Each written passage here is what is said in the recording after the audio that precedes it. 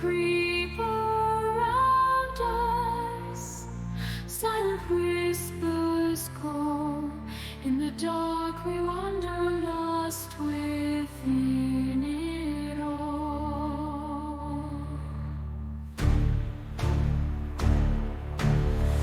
Night air is heavy, breaths that freeze the soul.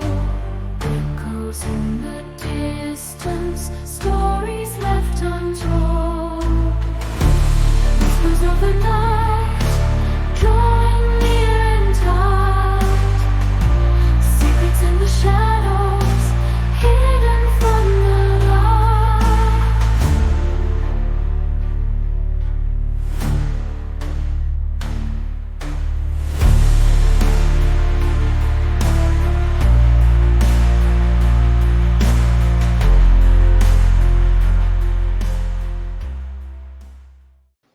Hey there, true believers. This is Robert, and you're listening to Monstrous. Tonight, we get to have two girls from the Unexplained Arkansas podcast. We've got Amber Dillon Bramlett and Lisa Tinsley Ponson. So, girls, how are you doing? Hello. Hi. How are you? We're great. Doing great here. Yes. So, So, Amber, I'll have you start off. Tell Okay. us a little bit about yourself. Oh, goodness. Okay. Lisa's laughing at me. Okay. So That's okay. We're going to torture Lisa here in a minute, too. Okay, so currently, I mean, what I do for a living, I'm a professor, and I've done that about 8 years. I was in K-12 before that, but when I first started working, I was a reporter. I was a reporter for a lot of my teens and 20s, and worked in public relations, worked in newspaper, magazines, stuff like that. So I was really interested in mass comm, growing up. And so now, I'm back into it kind of in this podcasting realm, and I'm just loving that. Also, I am an avid reader, avid writer. I really love to just, sit around and lounge. I've got 3 kids. So I spend a lot of time at home. That's true. I do lounge a lot, don't I? Yes. So yeah, I mean, it's not that mysterious. I mean, I'm a working mother of 3 and a chaos coordinator, I guess you could say. I am working on my dissertation, which hopefully I'll have that done next year, I'm hoping. And so then it'll be Dr. Bramlett. But before that, it's just Amber. So, yeah. All right. So before you get all carried away and become a doctor, we're just going to call you Amber for now. then we'll call her Dr. Amby. Yeah. Because she likes that. As she kills me. All right, Miss Lisa, now it's time to torture you. What tell us about yourself? Well, I really enjoy summer walks. Well, actually, we talked about how I don't like summer at all. So I actually was in banking for 22 years, had a career as a vice president, mortgage loan officer at First Security Bank, which I love the bank. But in 23, I did retire early. And so since then, I've been a stay-at-home mom. I have 1 teenage daughter, and I'm a dance mom and cheer mom. So she keeps me super busy, and I'm enjoying time with her. And then I do substitute teach. At our Searcy High School mainly, but in our Searcy school systems, I do a little subbing because I got a little bored. And then me and Amber just had a lot of big ideas because we both love to read, love cemeteries, love true crime. And so we decided, back in probably September, you think? Yeah. September to kind of really do one of our ideas, which was the podcast. So that's what I do. Yeah. And the podcast has become part of our identity, apparently. Everybody around our part of the state that knows about it, knows us. They're always, asking us questions about it and things like that. So, it's become a very big part of our identity. Mm-hmm. Yeah. So we got into merch and anyway, we kind of have our similar, I don't know, Amber's kind of techie and artsy. I'm kind of business and I love the research, but yeah, we kind of bring all the fun to the table and such. Yeah. But I'm really the fun one.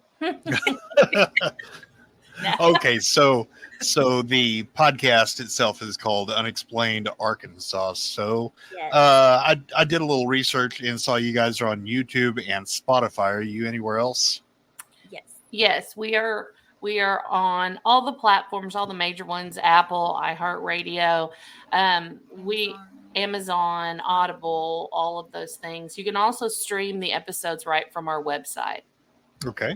All right. And that website is? The website is Unexplained Arkansas at www.unexplainedarkansas.squarespace.com.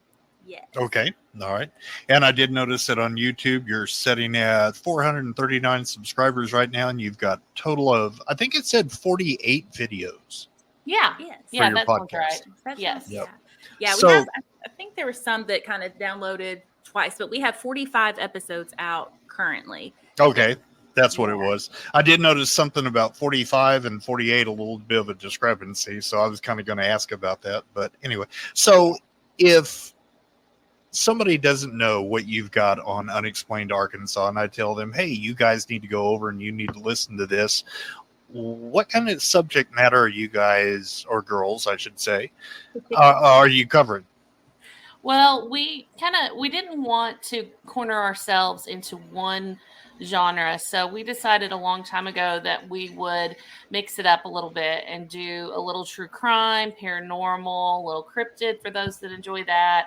Just basically things that are unexplained phenomenon. But the thing that ties them together is the fact that it's happening in Arkansas. Everything we do ties back to Arkansas. I think the only episode that took place primarily in another state was the Georgia Tan episode, which took place in Memphis, but it was, it had Arkansas ties to it. Yeah. So we kind of tie everything in. We even did an episode on Al Capone and his Arkansas connection. So. Oh yeah, there's definitely a connection with Al Capone in Arkansas. It's kind of like Jesse James. Jesse James came through Arkansas at one point. And, yes, and like Bonnie and Clyde. Yeah. Yeah, we're going to do an episode on Bonnie and Clyde eventually. That's on our list to do. Okay, all right. Totally cool. All right, so is it just that you two have similar interests that got you both started on this, or? Yes, we went to high school together and started hanging out at 16 years old, and we liked paranormal. We liked things. We like ghost stories. We like all kinds of mystery stuff, and so we just kind of had a lot of common interests that kind of brought us together. Okay, makes sense. So, all right, so my group is primarily, they're all about the monsters, the ghosts, the UFOs, the aliens, all the creepy stuff, the unexplainable, the paranormal, the cryptids. So I know from writing my own book and everything, but I want to see what y'all say. What are you finding whenever it comes to, let's say, cryptids? What seems to be the reoccurring thing or the most interesting cryptid that you've seen?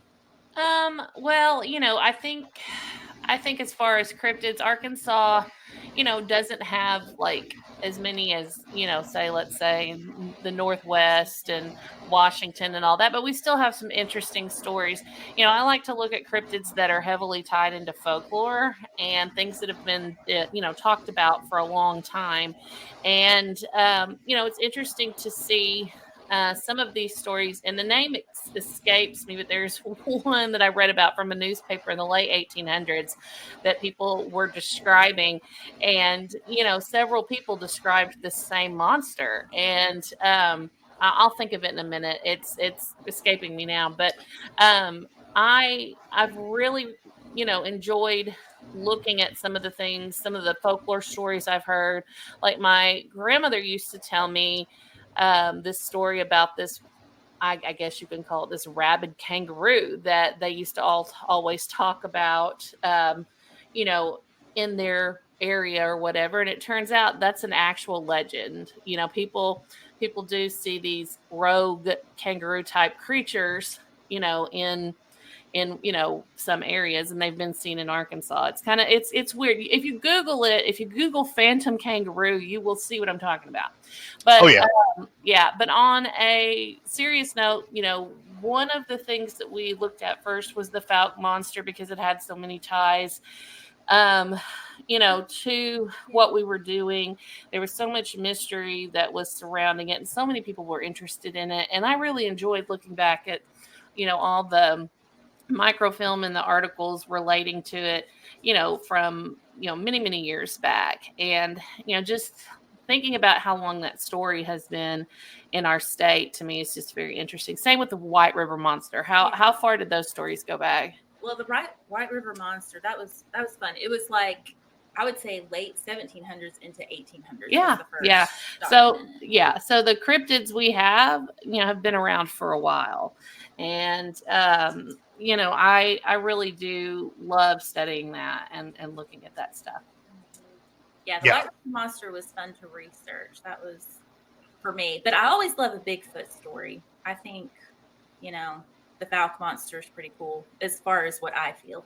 Yes. We even my son and I drove down there just to kind of get a feel for the place. We went to Monster Mart, all the things.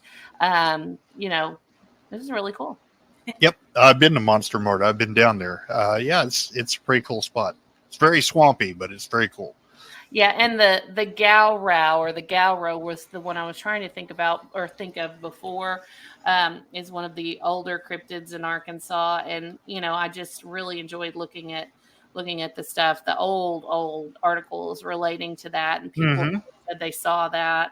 So a lot of the cryptids that we talk about, we relate them to Arkansas folklore and culture, and B, things that have had tie-ins to, newspaper articles and stories and things like that. So, and also to get like listeners. I know before we put out the White River Monster episode, like asked, we have like a large Facebook group, and so asking for listener stories or feelings or opinions, and kind of inputting that into the episode. So that was we had several that had actually seen or felt they had seen the White River Monster and were hunting it on a regular basis. So that was fun.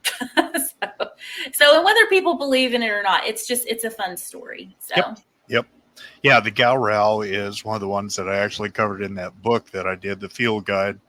And I've got a field guide episode, matter of fact, on YouTube about the Galrow. I covered the Galrow, the White River Monster, and I think I've covered Water Panther so far. Oh yeah, the Heber Water Panther. No, not that one. Just the Heber Springs Water Panther. I'm going to start stuttering here for some reason. The Heber Springs Water Panther is a little bit more almost like a Sasquatch. Oh. Now this Water Panther is tied in with Indian lore or Native American lore, to be a little bit more PC.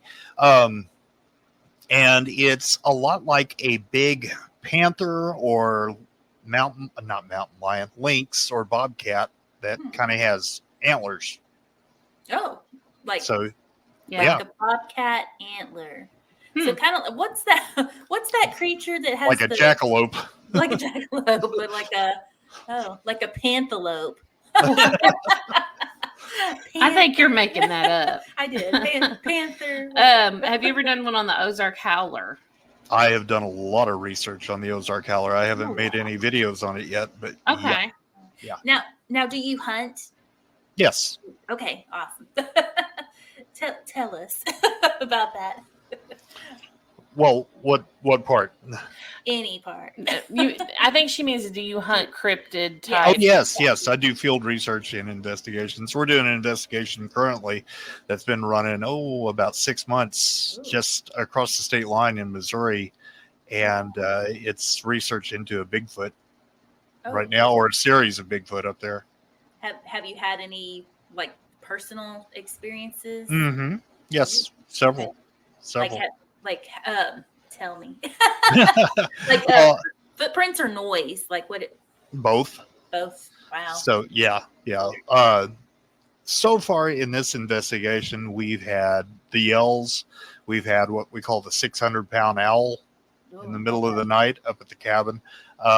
We've followed trackways. We've set out peanut butter traps, apple traps, and we've had strange things happen with that. We've got areas where camera batteries will suddenly just go dead, even though you just put a brand new one in. We've had orbs, balls of light. We've had all kinds of weird stuff happening up there. So yeah, it's really interesting. That is really interesting. Yeah, I like that sort of thing, and definitely the research on that. Yeah. That's cool. Mm-hmm. But cryptozoology, that's kind of that's the one that we're kind of learning as we go. And I read about it a lot and things like that. But, that's something that we don't have as much experience in as we do with paranormal and true crime. And I think that's why, when you look at our episode log, you'll see that, we'll have a couple of true crimes and then a ghost and then a this or that. But cryptids are a little fewer and far between because we're just kind of stepping into that world ourselves. So, well, once you get into it with Arkansas, as far as the cryptids, there are actually quite a few up here. We've had Mothman sightings, Dogman sightings. There's the Ozark Howler. There's the Snoffus. There's Wow. let's see, what is it? I think you mentioned it, the caves, the blue skin people. Oh, yes. Yes. Yeah, we really enjoyed that one. We Yeah. did. We talked about the Blue Man Group. Yes. Yep. We've And got that's- stuff that's tied that's in one- with the moon-eyed people, all kinds of stuff. Yeah. Yeah. Well, the blue people, that's one that a lot of people had not heard of, especially if they're not from that area. And that was just an interesting story all the way around. And, just Arkansas caves in general, I think just have so much that we still haven't exactly discovered yet. So, I'm really interested in caves. I'm not one that just goes and likes to just really get down and explore them, but I do like the walking cave tours. Yes. But that's it. I do have a fascination with them. Yeah. I do find that as of recent, it seems like over the past year, everything about the Appalachians has just blown up. All the folklore, everything, if you heard your name, no, you didn't. If you saw something, no, you didn't, the whole thing, which is really interesting. But I think people are skipping out on what's in the Ozarks. There's a whole lot of folklore that really mirrors the Appalachians.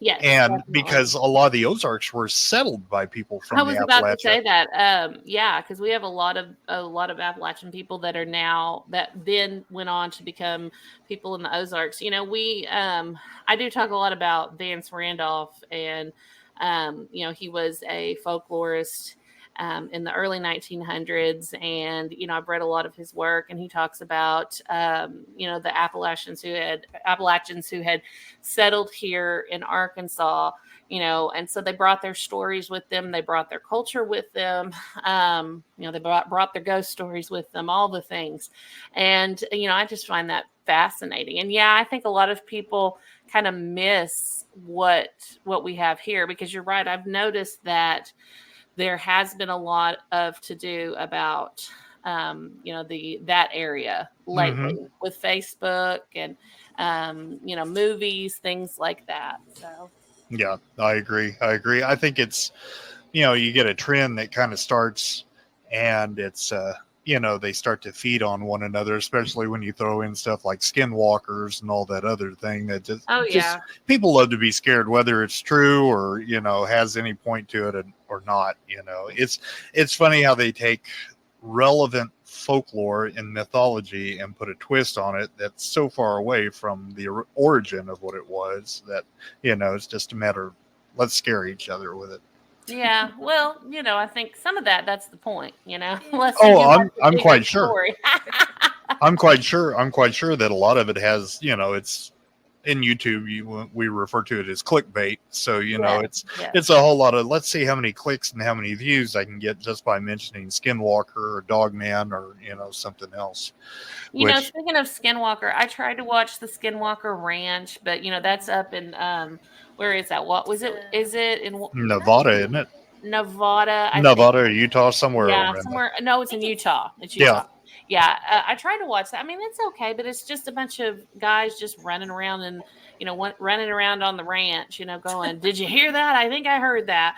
I was actually hoping for more because when I did the UFO episode and I actually looked at the number of UFO sightings Arkansas had, and I looked at, I did a follow-up episode on the cattle mutilations in Arkansas as well. Mm-hmm. And I was really interested in that. So I had high hopes for the Skinwalker Ranch show, but I didn't really care for it.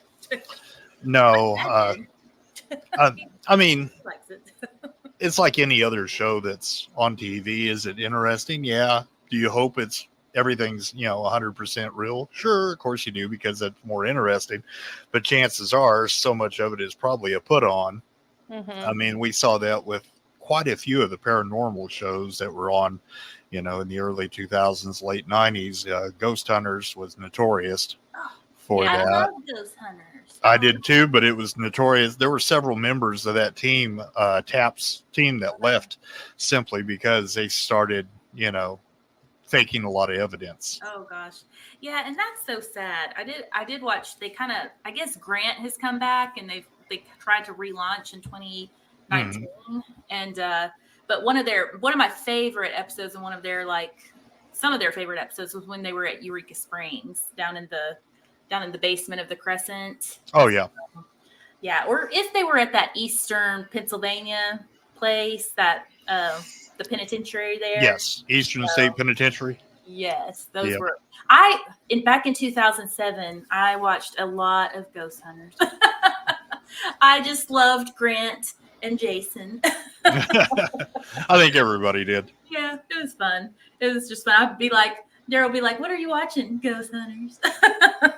Like every day. So, but yeah, those things are just fun. Just the thought, I think, for people. So. Yeah, there was quite a few shows that, kind of rode on their coattails or popped up before that. So yes, like that Ghost Adventures. Have you seen that one? Yes. I cannot. I tried to watch that one. I'm like, I couldn't watch that at all. So it was on the Travel Channel, I think. I don't know if it's still on, but oh yeah. Oh, is Yeah. it? Yeah. Well, it was. I don't know that it is anymore, but I truly remember watching that from time to time. You did mention the Phantom kangaroos earlier. That was really big in the 70s in Texas. I remember that. Oh, yeah. Yeah. Yep. Well, I mean, I guess apparently there were some sightings in Arkansas before that, which is interesting. Right. I grew up hearing that story. And in fact, when I started doing this show, my mom's like, "You've got to talk about the kangaroos." And I said, "Mom, that just sounds nuts. I'm not going to do that." And she said, no, they said it looked like an albino kangaroo or something like that. And they would see it when they'd go to the outhouse or something like that. And I'd be like, okay. And so I Googled it, and sure enough, that's actually something that people would see or would report that they would see. And, all this time I just didn't pay a lot of attention to it. So what's funny about the Phantom kangaroo thing is there's a little bit of a weird tie-in with stories that end up being about Dogman or these werewolf things. Oh, okay. There's several accounts where people were, let's say they were on a dark road in the middle of the night. I can't even think of a very specific one right now. One lady was a teenager. I remember that. And she said this thing started hopping up the bank like a kangaroo. But at some point, it kind of raised up and it looked much more like a wolf. Oh God, that but is it was on two legs, yeah. Ooh, so anything that raises up on two legs at me, I'm gonna freak out. So that's, yeah. But yeah, there's a whole lot of unknown, unexplained, unidentified anomalies that are out there, and that's kind of what it. You guys focus on anomalies, and so do we over there on Monstrous, or over here on Monstrous, I guess I should say. But you guys do it in a little bit different way. You guys do the true crime and the other stuff, which is really interesting to me because I love that stuff. You ever watch Lore Lodge? Yes. I love Lore Lodge. They really get down to the nitty gritty of it. And I think, and yeah, I think that's kind of what I wanted to bring out, because, we don't tell people that we are experts in anything except being curious. We are experts in being curious, and we do like to research, and we do like to take a story and just kind of make that, our life for about a week. And, in that respect, it does remind me of newspaper reporting, which, like I said, I used to do. But, we don't go around saying that we are experts in paranormal. We're not psychic. We've never, been on a quote unquote Bigfoot hunt, those kinds of things. We're just two 40-something-year-old women who've decided that in the middle of our little lives here, we're just going to do what we want and make some art, make a show that we're really proud of, and, just have fun. I think, at the end of the day, why we're doing what we're doing is because we figured out that it's entertaining, and it kind of takes people out of out of their everyday lives and gives them a chance to kind of think about something else. And, we're very, we're not formal at all. And, we're very conversational in our podcast, and we do that for a reason, because that's, Lisa said yesterday, she said, well, kind of our podcast is just like talking on the phone with us. That's what it is. And she's right. It is. It's like kind of being the fly on the wall of our conversation. Now, when we first started, that's all we had. I wrote a script. Lisa just she didn't want to do a script at first. She winged it, but I would have kind of a script of what I was going to say, because I would get very nervous and I would think, oh, I'm going to say like 50 times, there I go, saying it right now. But eventually we got more comfortable with it, and it became what we wanted it to be, which was this nice conversational journey with every episode. We have gotten more personal with some episodes than others. Some it's one and done. We study it and do an episode on it at the end of the week, and then we're done. And then there's others that, we are still working on, to this day. I mean, for instance, there are stories that we've covered that I don't think we'll ever stop looking for, potential answers to those stories. And, so I think that's the beauty of our podcast. We do have 45 different episodes, but some of those I think we'll always come back to and give updates about, because we're genuinely interested in them. Yeah. Like we covered, have you heard of the Janie Ward case out of Marshall? Yes. So that one is ongoing just because it's a huge case, and we do try to get as much information out of it. And so we file like the Freedom of Information Act. And so, sometimes it takes a long time to get. So yeah, so it's an ongoing, just because there's like 2,000 pages to get through. Okay, so what do you guys have in store for the future of your podcast? Oh gosh. Well, everything that we have dreamed that it would be has already happened. And so everything from this point on is kind of just icing on the cake. I mean, we honestly just thought our families would listen, and a few friends. We didn't really think that, we would have an audience like we do have. We have, over 11,000, almost 12,000 followers on Facebook. And I'm hoping a lot of them maybe listen here or there. I don't know. But we do have a heavy social media following. And so, I see us continuing to cultivate that. And, we're thinking about going into TikTok. We haven't done that yet. We've just kind of saved that for the back burner, because we know our audience, and, a lot of our audience, they're Facebook, so that's where we primarily land when we do social media. We just started YouTube, and we haven't been doing YouTube that terribly long. And so I think we will continue to make that grow. And then, we have a big September, big October planned. We have lots of things we're doing. We're going to be at the Paranormal conference. We're going to be at the Crescent Hotel in September. Just lots of things. Yeah, we're going to be talking. We're doing like a live podcast actually with the Arkansas Coalition of Podcasters in October. So we're just now kind of getting asked to do some speaking engagements and live and such. And we do have a meet and greet planned with our group. It's like downstairs of the Arlington at Black Ribbon Books. So we have a meet and greet. So we're excited to kind of meet people in person. So yeah, so there's just so many things, and we have so many episodes that people ask us to cover. So a lot of our content is coming from requests. So they're either wanting us to cover, they're either wanting us to cover a particular like haunted area, or even just some true crime items, so just some things like our Sandra Williams episode that was definitely a request. And we really want to cover these things because they're ongoing, unsolved, and just really bringing attention to those. So sure, that sounds good. What would you say is maybe a haunting that you've gotten a lot of requests for that you haven't had a chance to really cover yet?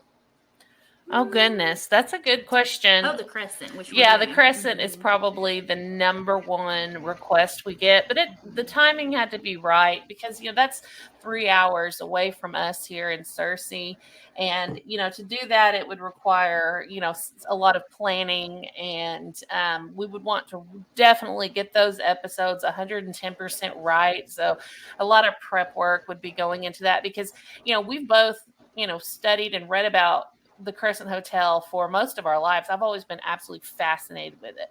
So this would be, to me, like one of the biggest things that we've done so far is the Crescent. In fact, we may break it down into 3 or 4 episodes because there's just so much there and just so much in the town of Eureka itself. Yep, that's true. There is a lot of history in Eureka Springs. Yes, and a lot of haunting, not just at the Crescent. It's amazing all the stories there, but definitely that we're going to be doing our event at the Crescent at the 1st of September. So like Amber said, it's kind of going to be a big one because you've got the history of the Crescent and then you have the haunting.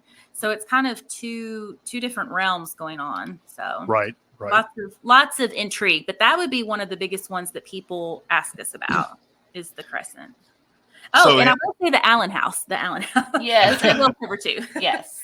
And we have both been to both locations. I've been to the Allen House. You've been. We've both been to the Crescent. So they're just beautiful places too. So I'm excited to cover those in depth. So. Okay. So have either of you been on a paranormal investigation before? So when I did the Allen House, we did like they encourage you to do like your recording, take your pictures. It was kind of like a dinner event. It was, and we went with some friends. So there was 4 of us. So we did some recording and such. I would say I've not done anything official. Now, me and Amber on a daily basis are looking for paranormal. Like in our daily lives. Yeah. Yes. I understand completely. Yeah. I have a life that's full of cemetery hauntings. Yeah. And, I've done things that are touristy, attached. And, my aunt actually owns a haunted house in Texas and in Gainesville, and it's called Hill House Manor. And, so I guess this is kind of a family kind of trait, maybe, I don't know, but and she's been on Biography and A&E and all the things, and so I'm interested in doing that. I like to say I'm kind of a skeptic because I'm more of a show me the evidence type of person. So I am interested in doing that and going and finding evidence to, say, okay, well, this is real or this is not real. I try to keep an open mind in everything that I do. And Amber is very scared of demons. Yes. And she's wanted to egg wash me many times. Oh my.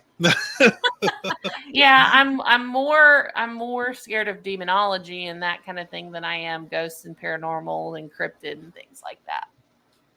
Okay, I've watched The Conjuring way too much. I guess I'm going to ask you to clarify what you mean you're scared of demonology. Oh, that's just. Have you ever seen the Conjuring series? Yes, yes. Okay.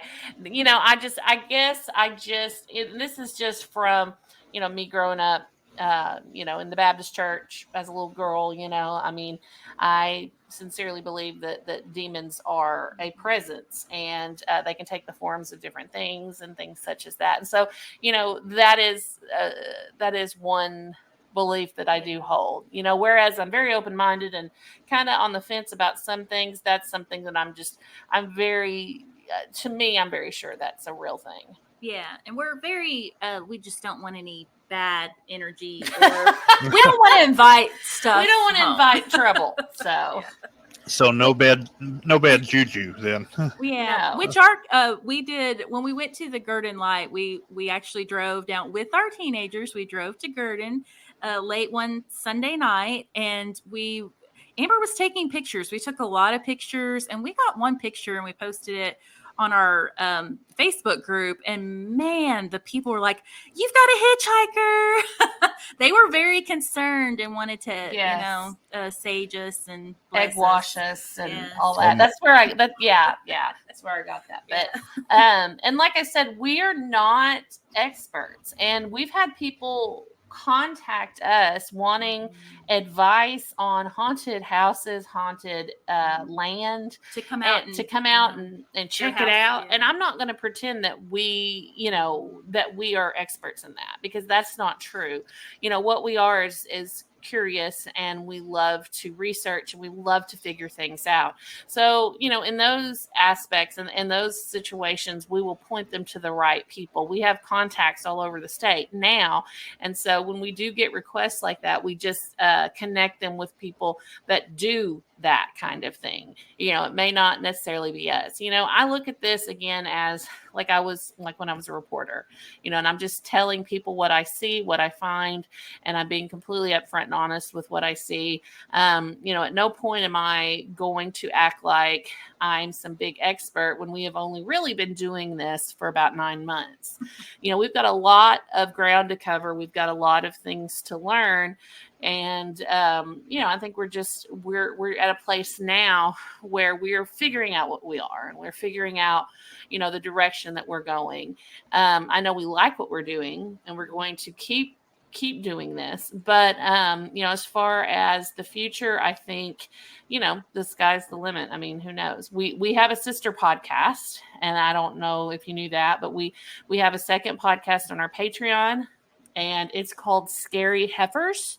And it's a vintage movie review podcast. We just review old movies and scary movies, scary old movies. And next week we'll tape our 5th episode, and it'll be Children of the Corn. And she doesn't like that movie. I love that movie. But we've already covered Scream, I Know What You Did Last Summer, Jaws, and the original Friday the 13th. Uh-huh. So, we're just going to keep on keeping on and try to keep entertaining people, and try to keep, people we want people to have open minds like us, and we want people to, enjoy finding out and reading and knowing about these unknown things, this phenomenon that our state has to offer.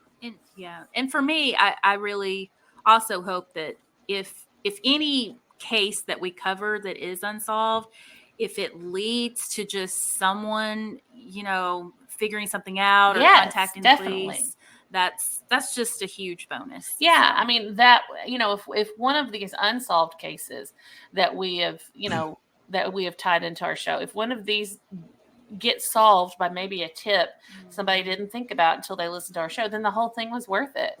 The entire show was worth it. That sounds very good. I agree with you 110%. Yes. That would be most excellent. Let's see. So, what I was going to tell you, if you do have people who are looking for experts, we do have experts in the Monstrous group who deal with paranormal, or we have links with the North American Dogman Project. So, we'll send them your way. Yeah, exactly. And I'm 20 years and more as a field investigator and researcher. So, I mean, send them my way. I kind of like to work like a switchboard or a coordinator of people. We were laughing about. I'm just going to say what she said. She's going to kill me, but she was like, "Oh, well, what if some of our listeners like get to know each other and get married? Then we can have an Unexplained Arkansas wedding." We're trying to like what do you call that? Matchmake. Matchmake, yeah. We want to be matchmakers as well. Yeah.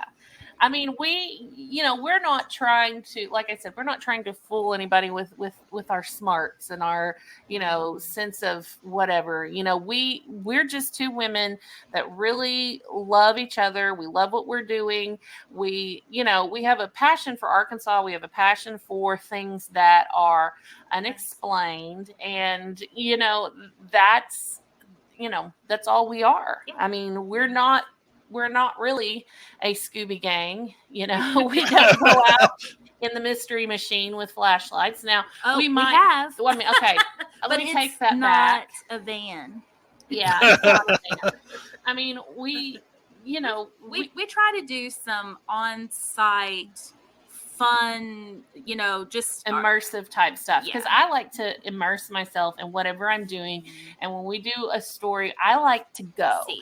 Yeah, I may not really find anything once I get there, but a lot of the time we just go, she and I, and a lot of the times I do that because I want to get my own pictures because I don't want to deal with copyright. So we do go to things. Now, I don't think we can and try to get our personal connection to that place. Like, yes. Yeah. Like when we did Yes. D. Horn's grave, exactly. we really enjoyed just finding out the local flavors of food in the community. So That sounds like me. I want to find every hole in the wall restaurant I can find because that's the best food anywhere. it Yeah. always is. It's like, where do the locals eat? Like, go there. Yeah. Yep. So, and I guess that's part of the fun. I mean, we're not going to cleanse your house, like Craig T. Nelson's in Poltergeist. We're not going to do that. But we will come and hang out with you and tell jokes and just kind of look and be sincerely curious. Yeah. I think if that's one way to describe our show, our all of this, it's sincerity, because we are very sincerely interested in what we do, and we do love to learn as much about people as we can. I mean, this is really an interpersonal job where, you're studying paranormal and ghosts and that, but there's always people behind every one of these stories in some capacity. And, and families and things like that. And we're getting to meet these people and, be a part of their lives for a small period of time. Yeah. Okay. We love the connection. And that's really why we have such, I think, a big Facebook group. Is like, it's all one big, maybe not always happy family, but maybe they love us. All right. So let me ask you this. What do you think was probably the most interesting of the unexplained things that you've covered so far? Oh, gosh. I don't know. We had, the very first one, of course, has the most listens because it's the oldest. Mm-hmm. But we had a lot of interest in the Boys on the Tracks. And, of course, that is Kevin Ives and Don Henry. And or Henley. Henry. Henry. We had a lot of interest in that one. That was Lisa's story. And, we still get stuff on that one. Still. Yeah, that's a good one. That's got a lot of ties in with the Clintons and some other stuff too. So yeah. And we thought actually that the most popular one we would do would be the West Memphis 3. And so we did like a 3-parter on that. But it hasn't gotten the traction that some of our others, like my story on Georgia Tan, which was the baby thief, the woman in Memphis that stole, hundreds and hundreds of babies and placed them with movie stars and rich people and this and that. Of course, it had a tie into my husband's family because he had a member of his family that, unfortunately went through that in the 40s. But we've seen a lot come from that story. And I have a separate Facebook group for people that are trying to learn more about that terrible thing that happened in the 40s. right. Yeah, and for me, I would say like our Janie Ward case, it's had the most traction, especially on YouTube. It's been probably our most popular, I would say. Surprisingly, it surprised me, but that one was very a unique story, I would say, and very touching because Janie was 16 years old at the time that it happened. So it was just very mysterious. Just coupled with a very rumored. It was just very, the way it was handled, I think, made it just a lot more mysterious and sad and tragic and such. But Okay. I would say our number one episode for me was probably Galloway Gertie. The Ghost of Harding is just because we debunked a lot of things Yes. about that story. Like So, like I said, we go into these blind. We go into these with, a healthy amount of skepticism, but also, we don't make any snap judgments about anything. We just see where the evidence takes us. And, I feel like we look at some of these cases with fresh eyes. I mean, some of these, yes, we've heard about our whole lives because we're from Arkansas. But once you get into the evidence and start looking at things, sometimes you find out stuff that you're very shocked about. And we have been in that situation Ruby before with the Ruby Stapleton murder. We had no idea what we were getting ourselves into. And, we had the blessing of one part of the family and not the other, and it was a weird. We didn't realize there was a family feud on that. Yes. And now there's a book published, and so we accidentally kind of stepped in the middle of that, which was a deal before we even knew what it was.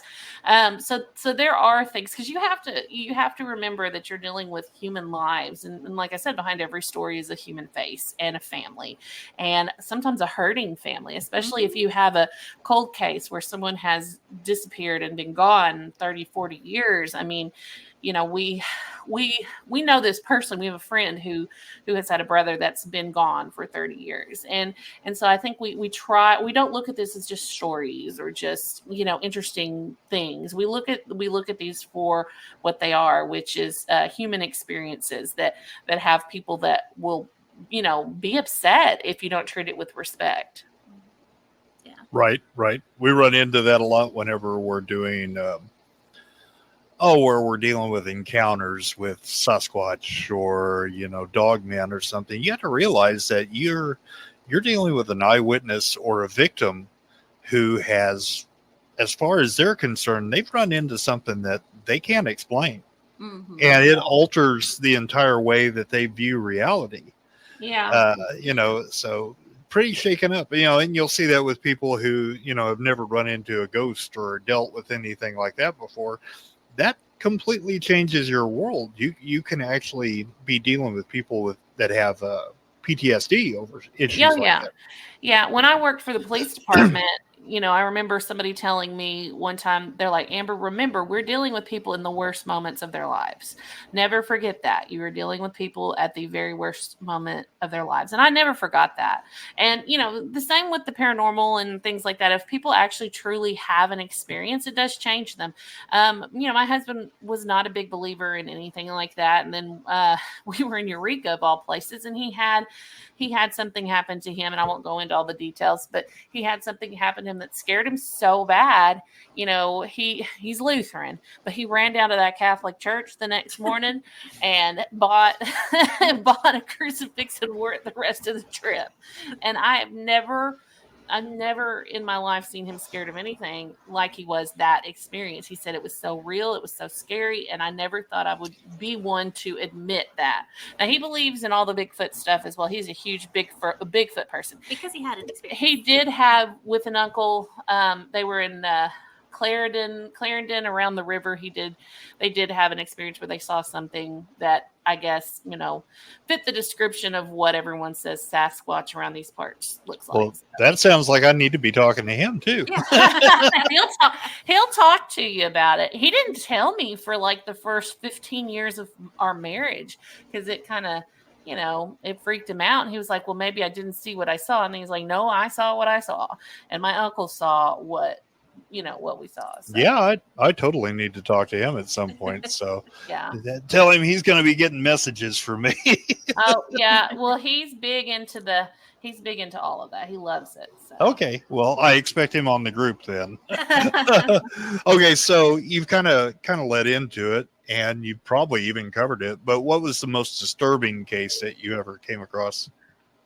Well, I'll answer, then I'll have Lisa answer for herself because I can't answer for her. But I will tell you the most disturbing case that I covered was Ruby Stapleton, hands down.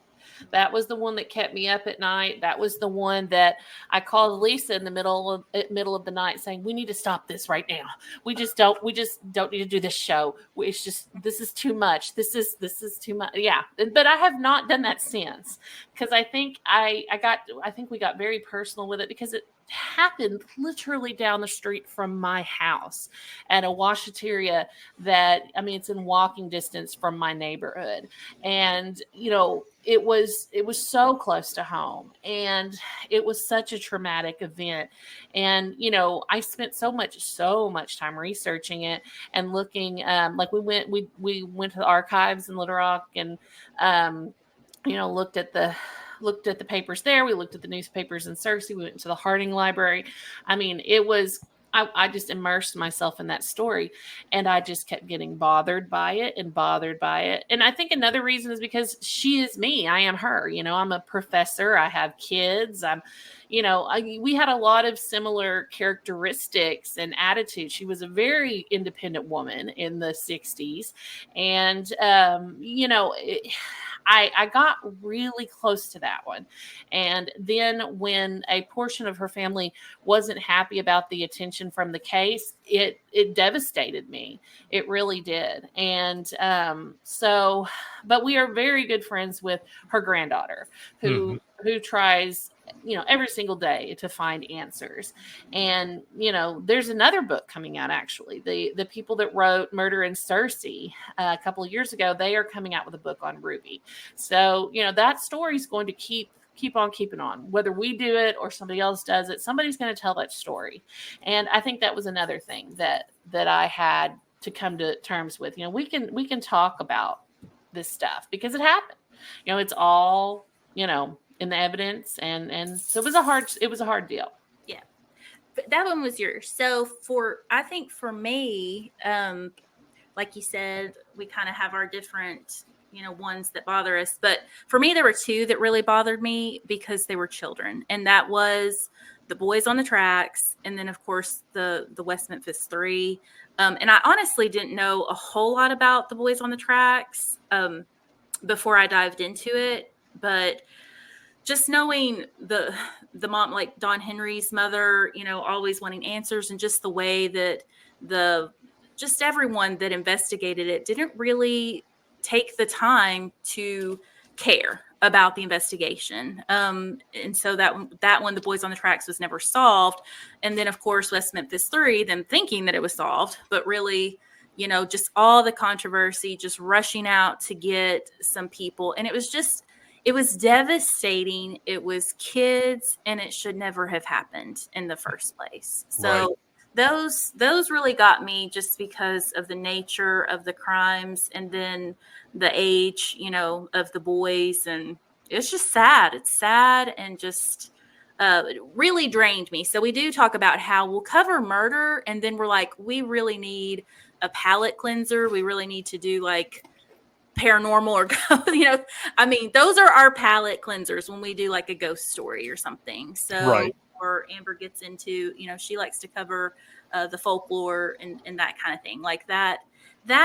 If we were only covering true crime, I don't know how those people do it. Like, I really don't. It would just be hard. So have you thought of covering any of the missing or the mysterious disappearances that have happened in Arkansas? Oh yeah. We covered Maud Crawford. I don't know if you've ever heard of that one. Yep. Yes, we did. We did a two-parter on Maud Crawford, and that is a very interesting case. Mm-hmm. I want to see that, I want to see someone find her in my lifetime. She was an amazing woman. Talk about an independent, strong woman. Just that entire case is it captivates me. And we do. So I'm part of a movement here, like Justice for Jared. So there's Jared Green. He went missing from Cersei in 1994, and this year marks like the 30th anniversary of him going missing. And I work with his family, and we have a Facebook group, Justice for Jared. But we will be covering that case. The only reason we haven't yet is because, we really wanted to wait until our audience base had grown, and so it has so much, but we really wanted to cover it when it had grown. And so we decided to cover it in September along with the anniversary, date. So all in September, we'll be working on Justice for Jared. We'll be sharing his story because his family is very, very active in just finding out what happened to him, because they've never heard anything, never. And so it's just been devastating. There's not been anybody come forward. And the bad part is there are so many people that know. They know what happened. They're not talking. And anyway, it's just a very sad deal. So, but yeah, we definitely are big in wanting to just bring to light some of these cases. All right. Sounds good. Have you heard of the Green murders in Randolph County? I have not. I don't think so. You might want to check into that. That would be an interesting one for you. I'm going to make a note. Okay. Yeah. I've got another one for you, and that's check into Keller. He was Keller, Keller. He was like the first serial killer in Arkansas. Oh, well, that's the hitchhiker. Is that the related? No, he was that's a different one. I'm working on the one with the hitchhiker killer and his ties to a landowner in Enola. I'm kind of working on that one right now. So there I guess there's debate on who the first Arkansas serial killer actually was. There are rumors that it was Jonathan Hardin, a guy that lived in the 1800s in Enola.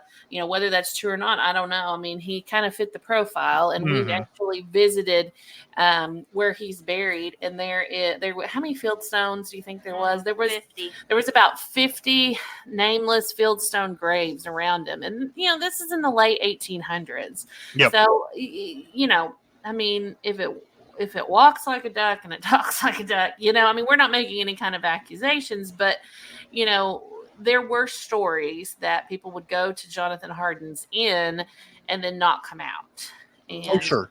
Yeah, Definitely. and he had so much money and so much land in the central Arkansas area.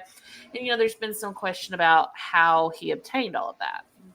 And we had just gone to, that's our buried treasure of Enola episode, and we had just gotten a tip from, my daughter's dance coach about it. She's from that area, and she's like, oh, you should look into this buried treasure, story. And man, that one had a lot going on. So it had the murder aspect, and and you can definitely see when you go out to his cemetery where him and his wife are buried, that people over the years were desecrating his grave and digging to find the treasure. And of course, then there was the stories of the treasure coming from the people that he killed. So. Yeah. And then when you look at the book that was just written about serial killer, supposed alleged serial killer Red Hall from Faulkner County, in the book that has just came out, it says that he took, inspiration from the Jonathan Hardin case. And the stories, I guess, that he heard. Yeah. I guess he would hear, that was kind of the folklore that he would hear in Faulkner County, is that how Jonathan Hardin was murdering these people. And getting rid of people. Mm-hmm. Now, somebody's buried up in there. Someone, or there are people, there are 50 people, I would love to know who those people are. But there's no, there's no markings. There's nothing. There's Jonathan and his wife's grave, and then there's all these graves around it. And let me tell you, as far as paranormal, I mean, that one ran the gamut of everything. It had just about everything tied to it. I mean, I was very uneasy in those woods. You can't get to that cemetery. You have to go through a wooded area, and it was a lot. It was pretty scary. I think that was probably the most scared I've ever been. That and when we were in Garden, and when we were, by the tracks and we took that freaky picture. But I was really unnerved when we were there, because it really was scary. Yeah. I was just hungry. So I was not as scared as I was hungry. Lisa, that Just seems like to be a that. reoccurring theme with you with food. I know. I was like, well, after that, Amber was like, I need to make sure to pack the snacks when we go on these adventures. I'm like, yeah, it never fails. All right, so we're going to start gearing towards wrapping this up. Okay. What does everybody need to know about Unexplained Arkansas, and what is it you want everybody to know? I know from my point of view, I just want everybody to check us out. You know, we might not be everybody's flavor or the type of podcast that they enjoy, but we really, just want everybody to check us out and to enjoy our content. Like, and if it brings them some laughter, if it brings them to, think about a case or remember something that, or just to bring that knowledge. A lot of people contact us and they're like, hey, I didn't even know about this. And this is like in my backyard. So that's exciting to me. So what about you, Amber? Yeah, I mean, I think so too. I think there's something for everybody. And I think that we really are excited about what we do. And, we're finding things out right along with you guys. And, we really listen to our audience and what our audience wants and what they want to hear about. And we do try to gear towards that. Yes. Okay, well, great. Fantastic. Well, it was a pleasure having you two ladies on here, and I hope that the listeners will switch over and listen to y'all and watch your YouTube videos. So don't forget, that's Unexplained Arkansas, a podcast. It can be found all over the place, and definitely on YouTube and Spotify, where you're going to find Monstrous. And ladies, I hope you have a great day. And if you're listening, you can catch us on YouTube. You can catch us on Spotify. And we both have groups on Facebook. So come hang out with Monstrous or come hang out with Explained Arkansas, or both of us, because we kind of share people back and forth, and we'd love to have you there. And ladies, have a great day, and we'll see you in the future. Thank you. Thank Bye-bye. you. Bye. Whispers in the twilight, darkness and a breeze, shadows move in silence, mystery in the trees.